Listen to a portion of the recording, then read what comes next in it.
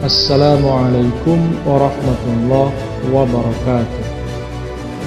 Asyhadu an la ilaha illallah wahdahu la syarikalah wa asyhadu anna Muhammadan abduhu wa rasuluh.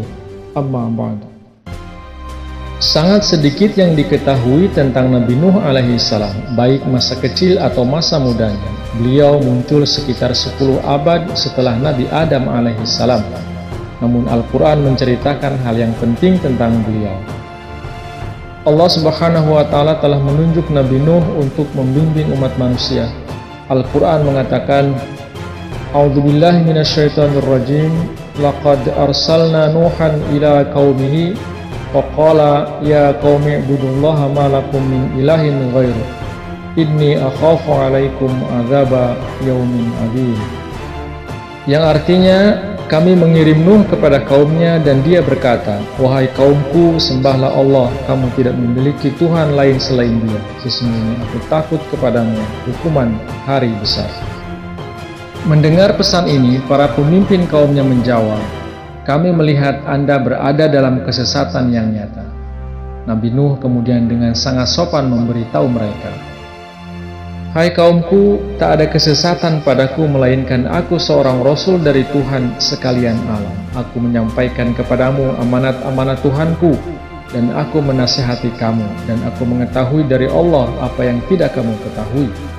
Apakah kamu merasa heran bahwa telah datang kepadamu suatu kalam penuh nasihat dari Tuhanmu, dengan perantaraan seorang laki-laki di antara kamu, agar dia memperingatkanmu dan supaya kamu bertakwa dan mudah-mudahan kamu diberi rahmat.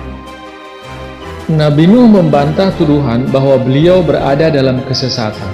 Beliau tidak mungkin keliru sebab beliau telah datang dari Allah, dan karena itu tidak ada kemungkinan untuk melantur jauh dari jalan yang menuju kepadanya. Terlepas dari tantangan sengit dari para pemimpin kaumnya, Nabi Nuh melanjutkan tablignya. Hanya segelintir orang yang lemah, orang miskin dan orang muda yang percaya padanya. Dia berkhotbah kepada umatnya siang dan malam dan berbicara kepada mereka di depan umum dan secara pribadi. Beliau mengingatkan mereka tentang nikmat dan karunia besar yang telah Allah berikan kepada mereka, dan juga memperingatkan mereka tentang akibat buruk dari penolakan pesan ilahi. Tetapi semua khotbah dan peringatannya, simpati dan perhatiannya diperlakukan dengan ejekan, tentangan dan pelecehan. Alih-alih mengikuti beliau yang hatinya penuh dengan kasih untuk mereka, mereka memilih untuk mengikuti pemimpin palsu mereka.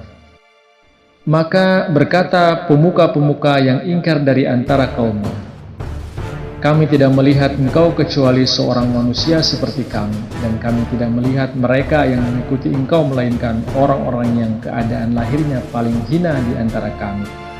Dan tidak kami lihat pada kamu suatu pun kelebihan atas kami, bahkan kami yakin bahwa kamu adalah pendusta. Sayang sekali bahwa orang-orang biasanya menguji pendakwaan seorang nabi dengan patokan dan ukuran yang mereka canangkan sendiri. Dan bila ia tidak memenuhi patokan dan ukuran itu, mereka menipu diri mereka sendiri dengan anggapan bahwa mereka telah menilai pendakwaan-pendakwaan dengan perasaan dingin serta pikiran terbuka dan memperoleh kesimpulan bahwa pendakwaan-pendakwaan itu palsu. Nabi Nuh mencoba meyakinkan mereka dan memenangkan mereka bagi Allah. Beliau menasihati mereka untuk mencari pengampunan Allah, karena Dia adalah pengampun dosa yang besar. Menyebutkan manfaat dari kepercayaan pada satu Tuhan, Nabi Nuh memberitahu mereka, Allah akan menurunkan hujan untuk mereka dalam kelimpahan dan akan memberi mereka peningkatan kekayaan dan anak-anak. Dia juga akan membuat kebun tumbuh dan sungai mengalir untuk mereka. Beliau lebih jauh menarik perhatian mereka pada ciptaan besar, 7 langit dalam harmoni yang sempurna, dan menempatkan bulan di dalamnya sebagai cahaya dan matahari sebagai pelita. Tetapi semua nasihatnya tidak didengar. Pemimpin mereka membujuk mereka untuk tetap menyembah berhala dengan mengatakan Nabi Nuh hanyalah seorang pria seperti mereka yang hanya berusaha untuk mendapatkan keunggulan atas mereka.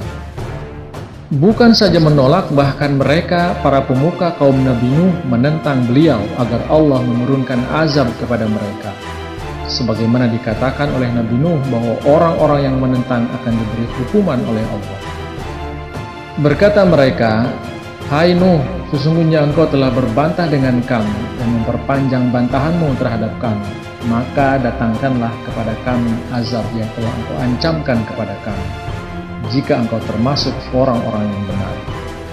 Bahwa sekali-kali tidak akan beriman seorang pun dari kaummu selain orang yang telah beriman sebelumnya. Maka janganlah engkau bersedih mengenai apa yang selama ini mereka kerjakan." Setelah mendapat isyarat dari Allah bahwa tidak ada umatnya yang akan percaya padanya lagi, Nabi Nuh pun kemudian memohon doa.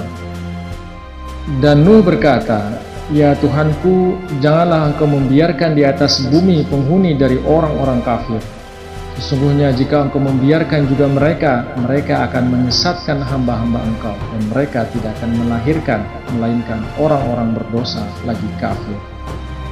Beliau telah mendoa untuk kehancuran kaumnya, bukan karena sangat marahnya kepada mereka oleh sebab mereka tidak beriman. Beliau telah mendoa bukan atas kehendak sendiri, melainkan Allah lah yang menghendaki supaya beliau berbuat demikian.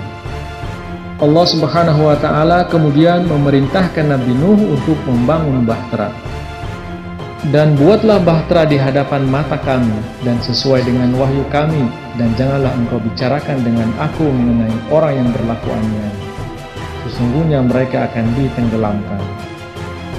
Beliau segera melaksanakan perintah Allah dan menyiapkan bahtera itu. Para pemimpin bangsanya mengejek langkahnya ini dan menyebutnya sebagai tindakan orang gila. Nabi Nuh pun berdoa kepada Allah, "Aku dikalahkan, maka datanglah untuk membantuku." Allah mendengar doa Nabi Nuh, dan segera setelah itu, pada waktu yang ditentukan, Allah menurunkan hujan yang sangat deras, dan bumi meledak dengan mata air, dan kedua air bertemu sesuai dengan keputusan Allah.